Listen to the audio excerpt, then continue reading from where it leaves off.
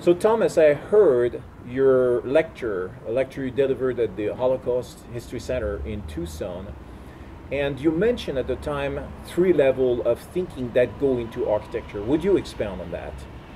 Sure. The three levels I talked about were pragmatic level, the syntactic level, and the semantic level. The pragmatic level is a level of thinking that comes in at the programming stage at the beginning of the project and carries all the way through to the end of the project.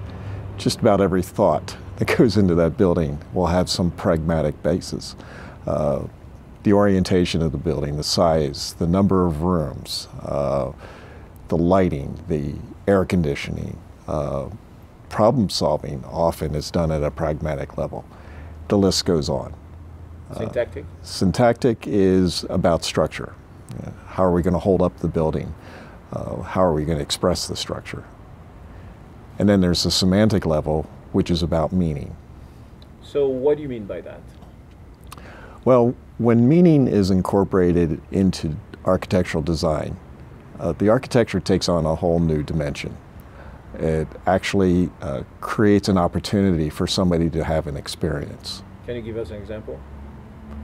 Well, sure. Well, the Holocaust History Center is a good example of where we incorporated semantic thinking into our design. Materials. The materials we selected all had very special meaning for the project. We wanted to reflect the Holocaust. We wanted to respect the Holocaust. The exhibit has a lot of images of people and actions that have occurred. There was a lot of written material in there. Most of it's pretty sad. The materials we chose were unfinished concrete, and we exposed brick and made sure we didn't clean up the grout lines. Nothing was going to be perfect in there. We exposed the wood structure of the 100-year-old building that we were in without finishing it.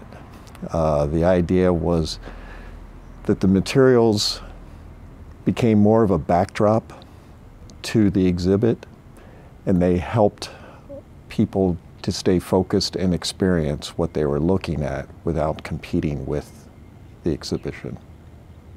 Okay. And as for symbols, can you talk about that? Well, as I said in my lecture, there is symbolism in a lot of what we put into this building, and it's the last thing that I will talk about. The idea about experiencing the building is for that to be an individual thing. So when a person comes in and has an experience, that experience is exactly what it was supposed to be. The symbolism is as somebody sees it, not as I've dictated.